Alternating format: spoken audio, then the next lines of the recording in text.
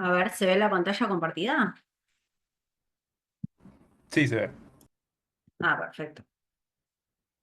Bueno, muchísimas gracias, Fede, por la introducción y a todo Neurotransmitiendo por invitarme a contarles lo que hacemos en el laboratorio.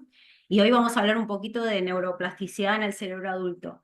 Y bueno, imagino que si ustedes están acá, así como yo, les apasiona el cerebro. Es el órgano más misterioso, calculo yo, de todo el cuerpo. Y la verdad es que Uy, perdón, se escucha un ruido. Bueno, la verdad es que a uno le gustaría estudiarlo todo, pero bueno, es imposible, así que en particular en nuestro laboratorio nos enfocamos en una estructura en particular que se llama hipocampo. ¿Y por qué es eso? ¿Qué tiene de interesante el hipocampo que no tenga otra estructura, no?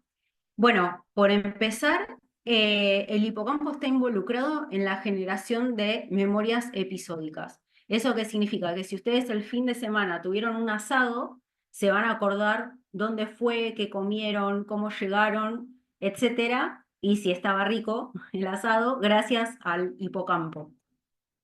Otra función que tiene el hipocampo es ubicarnos en el espacio. Se sabe que en el hipocampo se encuentra lo que llamamos el GPS del cerebro y nos permite ubicarnos en el espacio y formar mapas, ¿sí?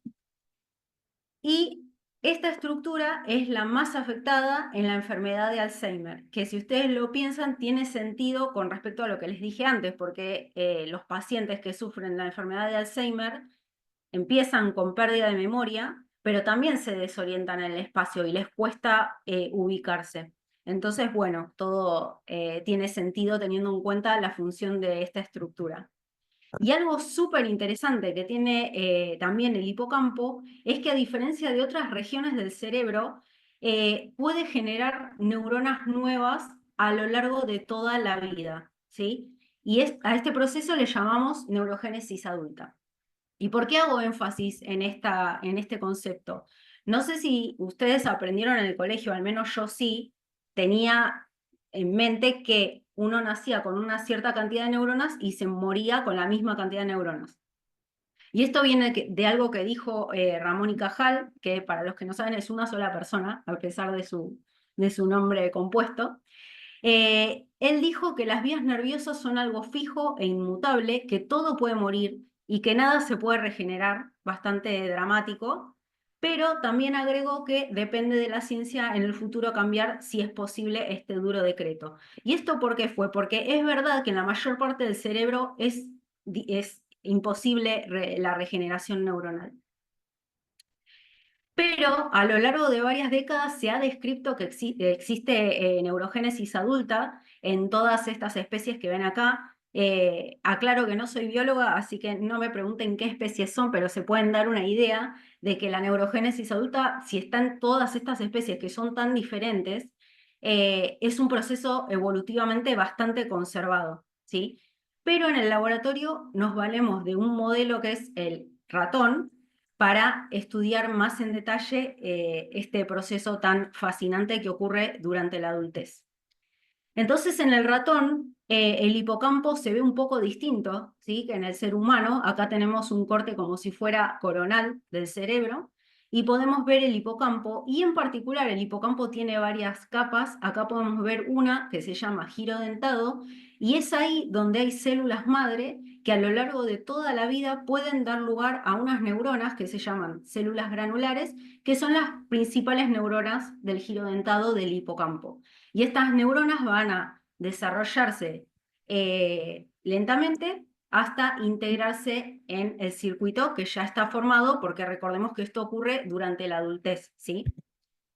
¿Cómo hacemos en el laboratorio para estudiar este proceso? Bueno, nos valemos de una herramienta que está muy buena, que se llama marcaje retroviral, y entonces inyectamos un retrovirus en el giro dentado del ratón, y este retrovirus tiene la capacidad de integrarse en células que se estén dividiendo en el momento de la inyección. Entonces, si uno inyecta un animal adulto, puede marcar toda la cohorte que nazca de esas células que se están dividiendo. Y además el retrovirus va a hacer que estas células expresen la proteína verde fluorescente, que acá está como sus siglas en inglés, GFP, por Green Fluorescent Protein, y esto nos permite seguir la neurona a lo largo de su desarrollo morfológico y ver cómo se va desarrollando e integrando en el circuito. Y acá les muestro cómo una neuronita que tiene algunos días va extendiendo algunos procesos que todavía parecen muy incipientes, muy inmaduros. Este es el giro dentado.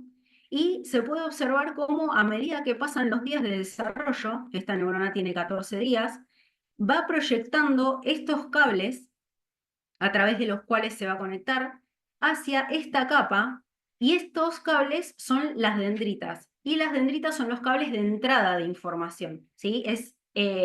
Son las vías a través de las cuales toda la información del entorno, que nos permite hacer todas las funciones que les mencioné antes, ingresa al hipocampo.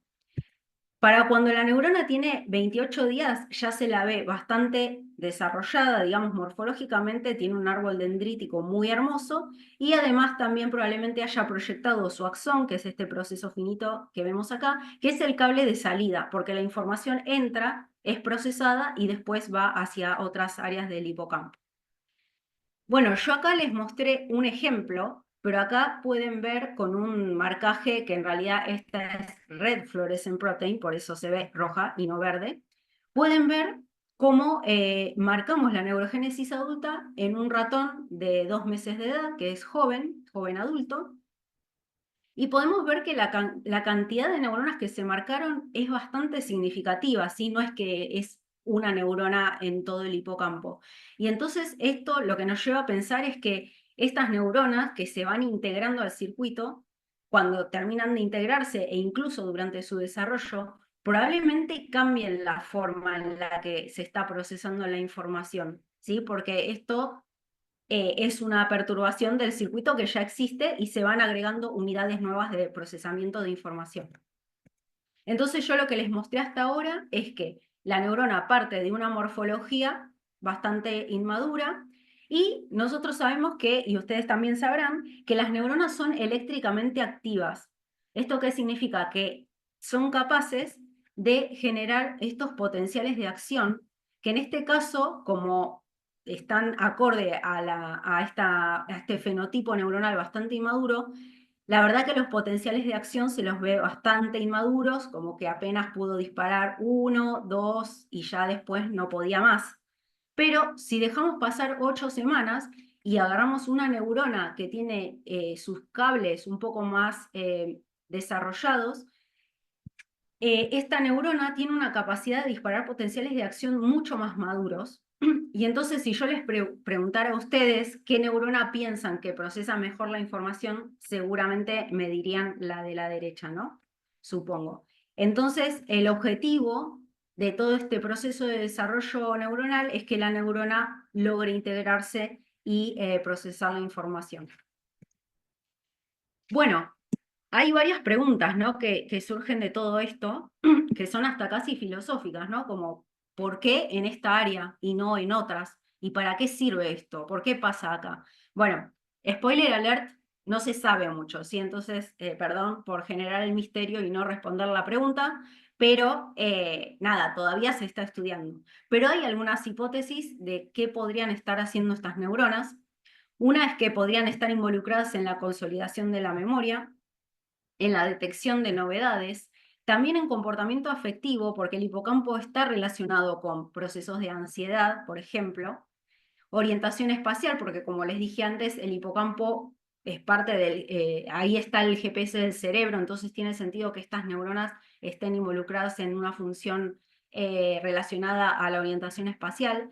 Y la hipótesis, una de las hipótesis más fuertes es que están involucradas en un proceso de discriminación fina. Y acá puse un ejemplo. Ustedes apreciarán que acá hay 2 manzanas, que son 2 manzanas rojas, pero espero que puedan apreciar que no son la misma imagen, ¿sí? Son 2 manzanas un poquito diferentes. Y esta hipótesis que habla de separación de patrones y de discriminación fina le atribuye a la neurogénesis adulta que nosotros podamos separar estos 2 inputs tan parecidos en inputs diferentes. Y otra hipótesis es que también están involucradas en aprendizaje flexible. Por ejemplo, si ustedes estacionan el auto todos los días o la bicicleta en un lugar diferente, tienen que recordar que hoy lo estacionaron en un lugar y no en el otro. Y en teoría, la neurogénesis adulta nos estaría ayudando a resolver ese problema.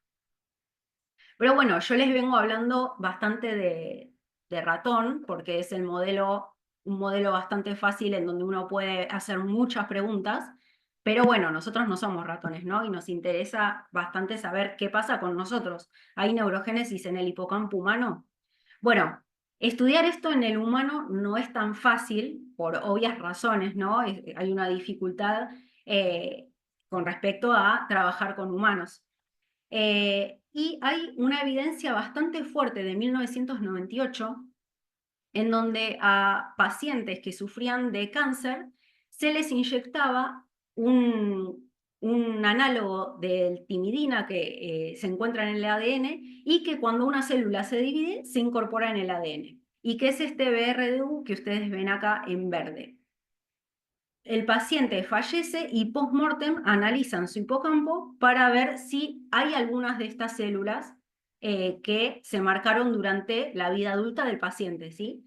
Y lo que vieron haciendo una colocalización con este marcador y un marcador neuronal, que se llama NEWEN, mucha imaginación, y lo que vieron es que solamente en el hipocampo de estos pacientes había marcación de BRDU y NEWEN, lo cual era un indicio ya bastante fuerte de que esas eran neuronas que se habían generado durante la adultez del paciente.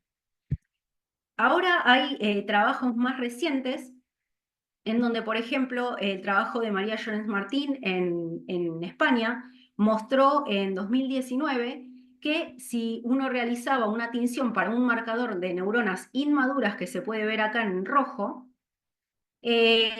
había neuronas inmaduras presentes en todos los pacientes, ¿sí? Todos los pacientes que se analizaron. Pero ¿qué pasa? En pacientes que sufrían de Alzheimer, ustedes pueden ver que esta marcación roja es muy poca, ¿sí? Pasamos a tener una célula nada más marcada versus acá hay un montón. Y ella también vio que a medida que la enfermedad avanza, uno va perdiendo cada vez más esta marcación de células inmaduras, lo cual nos estaría indicando que la neurogénesis adulta va disminuyendo si uno tiene Alzheimer, que ataca principalmente al hipocampo. Recientemente tuvimos la suerte de colaborar con María Llorens Martín y publicamos un paper en Science en donde describimos cómo es la neurogénesis adulta en otras enfermedades, ¿sí? Como Huntington, Parkinson, en donde tal vez el hipocampo no es el principal afectado, pero si uno indaga un poquito en los síntomas que tienen estos pacientes, la realidad es que sí tienen algunas pérdidas de memoria y temas de ansiedad que podrían explicarse si tuvieran neurogénesis adulta afectada. Pero bueno, todas estas son hipótesis y como les dije antes, estudiar la neurogénesis adulta en humanos es bastante complejo. Yo hasta ahora les estoy mostrando evidencia como en fotos, ¿no? Literalmente son fotos de ciertos marcadores. Pero bueno, yo les conté también antes que las neuronas son capaces de disparar potenciales de acción, ¿sí? Son eléctricamente activas. Entonces dijimos, bueno, ¿cómo podemos aportar nosotros a la pregunta de si hay neurogénesis en el humano? Entonces, para eso nos contactamos con gente del Hospital Italiano para buscar evidencia funcional de que hubiera neuronas disparando potenciales de acción que uno esperaría que fueran inmaduros, si la neurona nació hace poco, en hipocampos de pacientes, ¿sí? Esto fue gracias a la doctora María del Carmen García, que impulsó bastante el proyecto, y el doctor Carlos Iraolo, que es el jefe de servicio de neurocirugía. ¿Cómo es el flujo de trabajo? Bueno, hay pacientes que tienen alteraciones en el hipocampo, ya sea por epilepsia o un tumor que esté cerca del hipocampo, que hace que le tengan que extraer el hipocampo, ¿sí? Entonces, la colaboración consiste en que una fracción de ese hipocampo era donada al instituto para que estudiáramos la evidencia funcional de neuronas nuevas en pacientes. Y bueno, esta foto básicamente la saqué yo en el quirófano, entonces uno va al quirófano a esperar que le den el hipocampo para después llevarlo al laboratorio y procesarlo.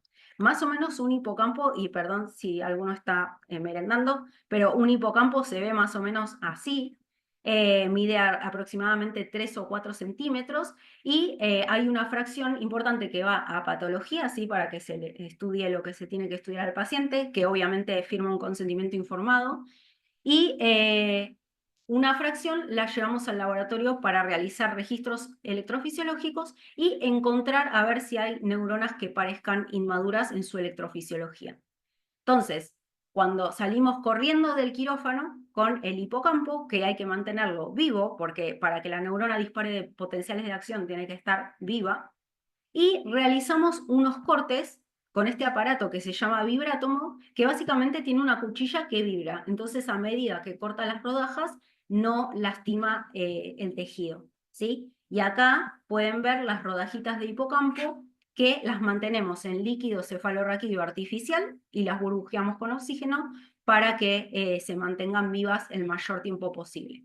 Y acá yo estoy registrando en pandemia, se dan cuenta por el barbijo, y uno registra lo más que puede, ¿no? Hasta que se termina el experimento. Entonces, la técnica que usamos se llama patch clamp y lo que hacemos, y se puede visualizar acá, es acercar una pipeta de vidrio que tiene un electrodo adentro y uno se va acercando de a una célula por vez y registra la actividad de esa célula. Y ahí se pueden tomar un montón de parámetros para entender si esa célula es electrofisiológicamente madura o no. Por supuesto que acá en el paciente no es que yo inyecte un retrovirus y tiene GFP y yo puedo ver la neurona verde, o sea, yo voy a registrar a ciegas y después analizaré cómo son esas propiedades, ¿sí? Pero como estamos intentando preguntar si hay neuronas inmaduras o no, preferimos que sea algo no sesgado y que lo haga un algoritmo. Entonces utilizamos un UMAP, que es como una especie de Principal Component Analysis, y entonces le preguntamos al UMAP qué células se parecen más entre ellas, simplemente, ¿sí? Y tenemos en total por ahora 44 neuronas de 5 pacientes. El UMAP decidió que estas 10 células, 34 células se parecen más entre ellas y le llamamos clúster 1, y estas otras 10 células se parecen más entre ellas. Pero hasta este momento no sabíamos bien por qué.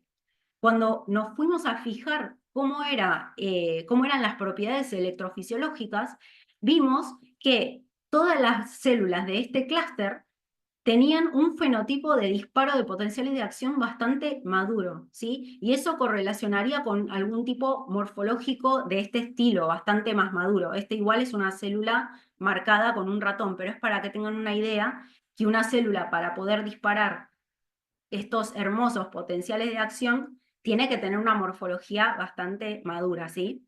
Por otro lado, cuando vimos las células del otro clúster de estas 10 neuronitas, vimos que la mayoría solamente podía disparar uno o dos potenciales de acción, lo cual correlaciona con una morfología bastante más inmadura, ¿sí? Porque todavía no están totalmente desarrolladas. Si bien el desarrollo morfológico y el funcional no es que van a la par, pero las neuronas que pueden disparar un potencial de acción bastante inmaduro tienden a no ser maduras morfológicamente. Entonces, bueno, esta historia continuará porque ahora lo que estamos esperando es, bueno, levantar el número de pacientes que tenemos y obviamente esto depende de los pacientes que se operen, etcétera, y eso, bueno, ya es un proceso, digamos, lento, pero que vale la pena, ¿no? Estudiarlo de esta forma para tener otra perspectiva de la neurogénesis adulta. Entonces, hasta acá lo que les cuento es que nuestros datos preliminares demuestran la existencia de neuronas con un fenotipo electrofisiológico inmaduro que sería compatible con neurogénesis adulta. ¿Por qué? Porque si las neuronas están inmaduras, significaría que probablemente nacieron hace poco. Esa es una hipótesis, ¿sí? La existencia de una fuente generadora de neuronas en el área más vulnerable de la enfermedad de Alzheimer, obviamente que puede ser una herramienta importante para paliar procesos neurodegenerativos, porque uno sabiendo esto podría buscar la forma de estimularlo, de hacer que se generen más, que se integren más rápido al circuito, o bueno, lo que nos sirva para tratar de combatir neurodegeneración. Y bueno, lo otro importante es que seguir estudiando la neurogénesis humana adulta utilizando distintas metodologías es clave para describir con mayor precisión este proceso de plasticidad. Y acá va un poco esto de que todos tenemos que tener de pensamiento crítico, ¿no? Bueno, yo demostré que hay por una técnica, ¿me quedo con eso? Y no sé, tal vez está bueno estudiarlo con distintas técnicas porque es un proceso importante, sí tiene mucha relevancia y, y me parece que hay que tener distintas estrategias para terminar de descifrar si esto está pasando y cómo sacarle el mayor provecho posible. Bueno, entonces, hay factores que se sabe que regulan la neurogénesis, ¿sí? Que la aumentan. Un ambiente enriquecido, que es enriquecimiento ambiental, ¿sí? Lo que sea que ustedes los estimule. Aprendizaje, ejercicio físico, y hay algunos patológicos, algunos sí, factores patológicos como la isquemia y la epilepsia, en donde se vio que hay un aumento en la neurogénesis, aunque no siempre es eficiente, ¿sí? A veces, sobre todo en el caso de la epilepsia, es aberrante. Esto se sabe en modelos de ratón. Y que lo disminuyen el envejecimiento, que tiene sentido y del cual nos zafamos, y patológicos como el estrés, la depresión y la enfermedad de Alzheimer. Yo durante mi doctorado me enfoqué en estudiar cuál era el efecto del envejecimiento en la neurogénesis adulta. ¿Por qué? Porque se sabía que disminuía el número de neuronas que se generaban, pero nuestra pregunta era, bueno, pero disminuye el número, pero ¿y esas neuronas que se generan? ¿Cómo son? ¿Tienen plasticidad? ¿Se integran rápido al circuito? ¿Tienen alguna propiedad diferencial con las otras? Entonces, lo que hicimos fue inyectar este retrovirus que expresa la proteína verde fluorescente y estudiar neuronas de 21 días de vida en ratones de 2 meses que consideramos jóvenes y de 8 meses que consideramos más envejecidos. Entonces, cuando vimos las neuronas de 21 días en animales jóvenes, podemos ver que la verdad que están bastante desarrolladitas, tienen dendritas bastante prolongadas y uno podría pensar que estas neuronas ya se están conectando bastante eficientemente al circuito, ¿sí?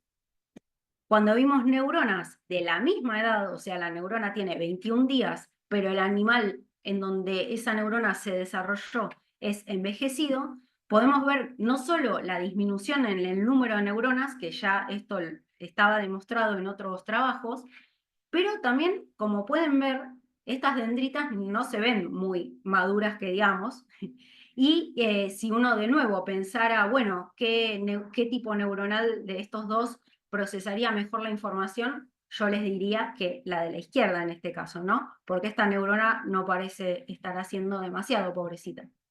Así que bueno, eso estuvo bueno para mi doctorado por el hallazgo, pero no para todos nosotros que envejecemos y parece que este es nuestro futuro, ¿no? Horrible.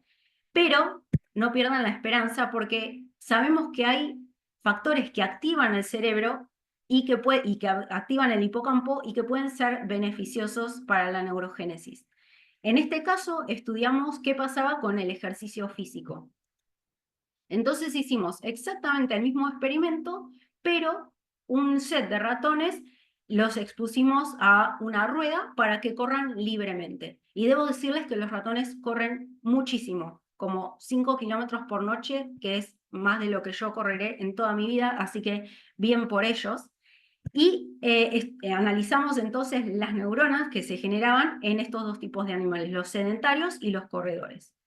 Bueno, en los animales sedentarios ya sabíamos, ¿no? Las neuronas de 21 días tienen esta morfología bastante atrofiada, un poco inmadura, que uno no esperaría que estén procesando información, pero cuando vimos los ratones, las neuronas de los ratones que corrían, vimos un aumento increíble, súper significativo del árbol dendrítico, como pueden ver acá, O sea, piensen que todas estas neuronas tienen la misma edad. La diferencia es que este animal corrió y este no, ¿sí? Entonces, claramente, correr está teniendo un impacto súper positivo en el desarrollo neuronal. Y solo para que tengan un recordatorio, la neurona de un ratón joven de 21 días se ve más o menos así. O sea que es como si correr hubiera rejuvenecido la neurogénesis adulta. Además de que se sabe que correr aumenta el número de neuronas. O sea que hay un impacto en el número y en la calidad de neuronas que se están generando.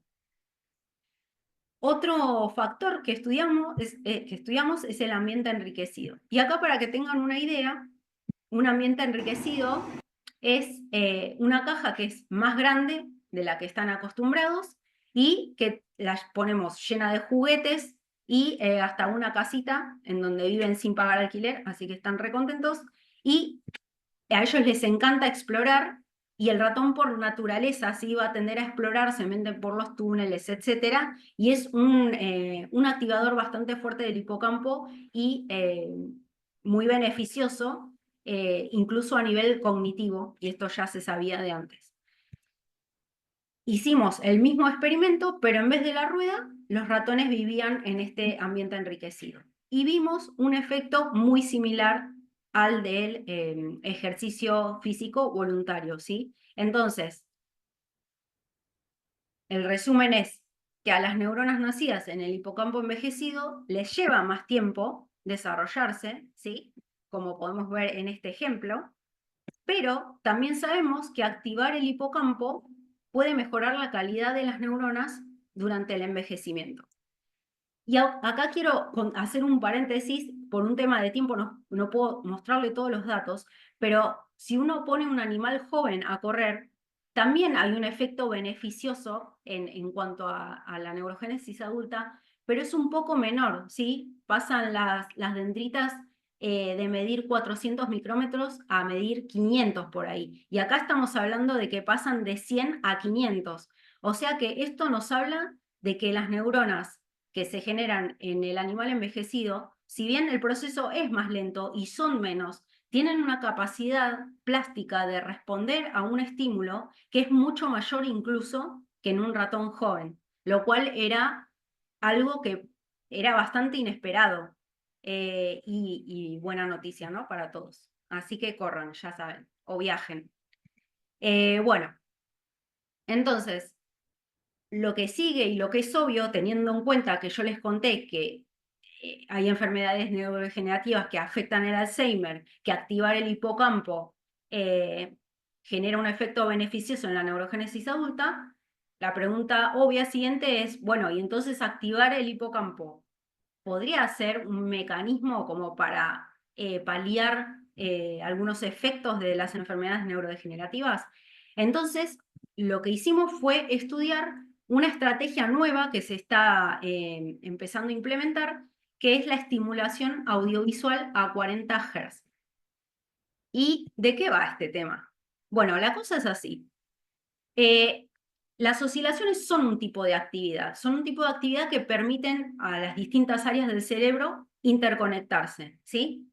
Y en particular las oscilaciones gamma, que pueden ir de 300 a 100 o a 120, dependiendo de la literatura que ustedes miren, estas oscilaciones son particularmente importantes en procesos cognitivos como la atención, la navegación espacial, no sé si les suena eso, ya están súper cancheros y saben que el hipocampo está involucrado en esto, y procesamiento sensorial. ¿Y qué se sabía también? Que en modelos para la enfermedad de Alzheimer, en ratón, aumentan las placas de beta amiloide, cosa que ya se sabía, y que a estas placas se les atribuye mucho del daño generado en el Alzheimer, e incluso algunos la causa, pero bueno, eso está en discusión. Y también se sabe, bueno, que la performance de estos modelos en cuanto a aprendizaje espacial es peor que un ratón control, ¿sí? Y justo se vio que en modelos para enfermedad de Alzheimer, la amplitud de estas oscilaciones gamma está disminuida, ¿sí? Entonces, había ahí una correlación entre las dos situaciones.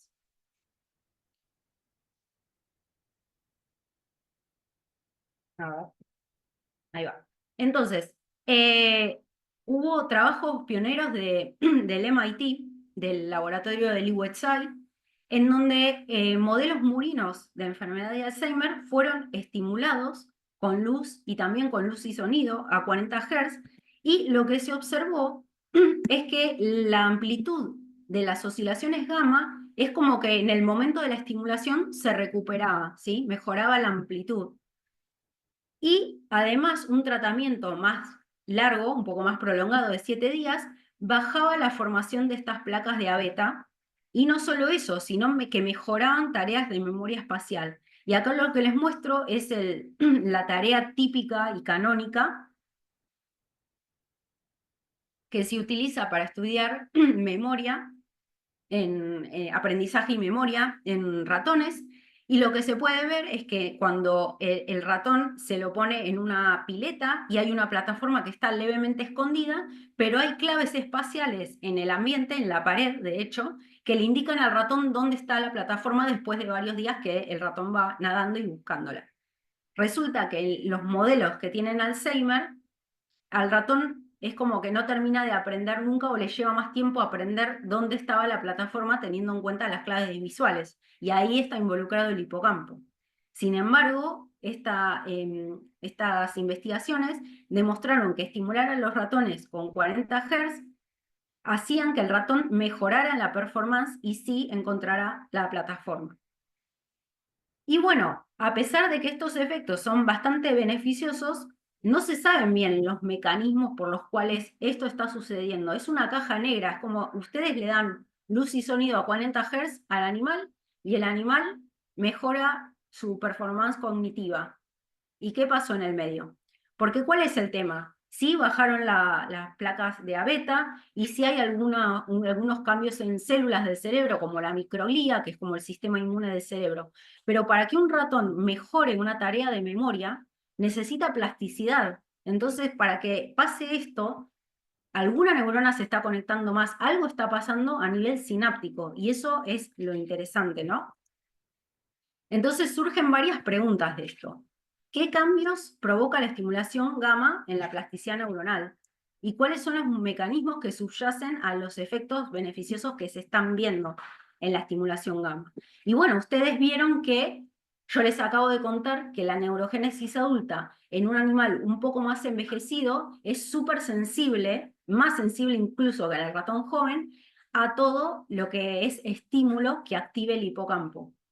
¿Sí? Y entonces planteamos la hipótesis de que la estimulación gamma genera modificaciones dependientes de actividad en circuitos del cerebro adulto que pueden ser evidenciables por sus efectos en las neuronas nacidas en el hipocampo envejecido. O sea que en este caso estamos usando nuestras neuronas que nacen en el animal envejecido y que son súper sensibles para ver si gamma puede generar un efecto de plasticidad, si hace que se conecten más rápido, mejor, qué es lo que pasa con gamma en el hipocampo, ¿no? Observando la neurogénesis adulta.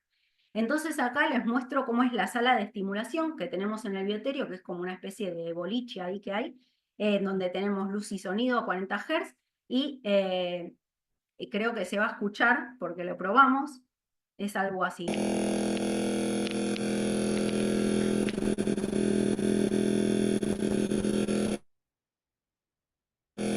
Bueno, ¿se escuchó, Fede? Bien, perfecto. Bueno, y obviamente que todas estas condiciones, tanto la luz y el sonido, están pautadas en un protocolo que fue publicado en Nature Protocols, entonces ya se sabe los decibeles, la intensidad de la luz, la distancia, todo está finamente regulado, ¿no? Y bueno, a ver, ¿cuáles son los efectos? Lo que vimos es que, bueno, en ratones control que no fueron expuestos, que son envejecidos, de nuevo, ya sabemos que estas neuronas cuando se están desarrollando son bastante inmaduras y tienen este fenotipo un poco con dendritas cortas y que probablemente no procesen mucho la información. Y además tenemos una cantidad bastante baja de neuronas por hipocampo. O sea, esto fue básicamente contar las neuronas que había. Cuando observamos las neuronas de ratones estimulados con 40 Hz, observamos que hubo un aumento de más del doble, ¿sí? En la cantidad de neuronas, o sea, aumentó al doble, y esto fue solamente con 17 días de exposición a esta estimulación. Y podemos ver que además de que aumentó el número de neuronas por hipocampo al doble, las dendritas, o sea, los cables de entrada de toda la información, están más crecidos. Esto significa que estas neuronas aceleraron su desarrollo o algo cambiaron en su estructura que va a favorecer y va a hacer que se integren más rápido que las neuronas control. Entonces, la pregunta obvia que sigue es, bueno, ¿podemos usar esto en humanos? Entonces, ¿es beneficioso? Bueno, esta es una pregunta que se está intentando resolver. Hay gente que está haciendo ciencia básica, gente que ya está haciendo clinical trials, y se pueden ver que ya hay algunos estudios en humanos con datos un poco preliminares. Todavía no es obvio que hay una mejora en pacientes con demencia. Sí se ven algunos efectos beneficiosos adyacentes, como se sabe que los pacientes con demencia tienen trastornos del sueño y parece que la estimulación gamma mejora eso, los pacientes duermen mejor. Algunos beneficios en tareas de reconocimiento facial y ansiedad, también se vio que baja la ansiedad, pero bueno, todo esto está en proceso, es muy nuevo, y es importante que avance tanto la ciencia básica como la clínica para tratar de entender también qué es lo que está pasando, ¿sí? Qué es lo que hace este tratamiento. Lo otro importante es que ustedes sabrán que la población mundial tiene un background genético distinto. Entonces, tal vez lo que funciona en países como Estados Unidos o Europa no necesariamente funciona en una población latinoamericana. Entonces, nosotros estamos intentando llevar a cabo una colaboración que ahora les voy a contar, y los dispositivos que se están usando son estos anteojos en donde tiene las luces adentro. Miren qué canchera está la señora usando los anteojos, y tiene incluso los auriculares ya incorporados. Y otra forma es con un panel en donde se pone una tablet en el medio para que el paciente enfoque la vista. Y esto, bueno, que fue llevar la estimulación a 40 Hz a otro nivel, que es un sillón que vibra a 40 Hz. Bueno, como verán, esto está bastante en auge, y bueno, se están haciendo pruebas sobre la estimulación vibrotáctil. Todavía no hay mucha evidencia, incluso en animales.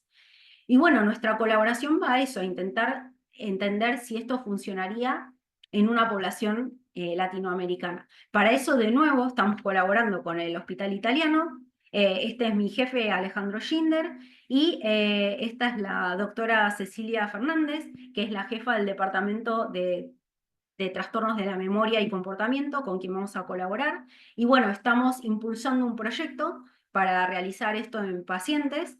Estamos, bueno, desarrollando el dispositivo y intentando llevar a cabo esto, porque imagínense que este tratamiento es muchísimo más barato que cualquier droga que hay en el mercado, que además la eficiencia de las drogas hoy por hoy no es excelente. Sí hay un retraso de la enfermedad, pero también tienen muchos efectos secundarios, y bueno, sería genial tener, aunque sea un tratamiento complementario, que sea no invasivo y barato. Y bueno, esta historia también continuará. Así que bueno, siento que estoy generando un montón de misterio, pero espero dar otra charla pronto, y poder contarles algunos resultados. Bueno, les quiero presentar, este es el laboratorio en donde trabajo. Alejandro Schinder es el jefe, y quiero destacar a Magalí Herrero, que el trabajo de Gama fue su tesis doctoral, así que se está por doctorar. Y bueno, agradecer al Hospital Italiano, que es una gente hermosa con la que colaborar y trabajar, a todos los laboratorios con los que colaboramos, porque si hay algo que es importante, sobre todo en Argentina, es colaborar y ayudarnos entre nosotros, ¿no?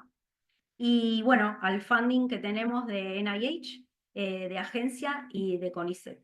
Y por último, quería contarles una última cosita, que es que nos contactamos con Neurotransmitiendo gracias a que yo soy parte de este grupo que se llama Corpus Curiosum, Nuestro objetivo es estimular el pensamiento crítico en neurociencias. Somos tres investigadoras en distintas etapas de nuestras carreras. Alguna está haciendo el doctorado, yo ya soy investigadora y en el medio todo lo que se imaginen. Vivimos en distintas partes del mundo y lo que hacemos es un montón de actividades online que son charlas como esta que estoy dando ahora de distintos temas.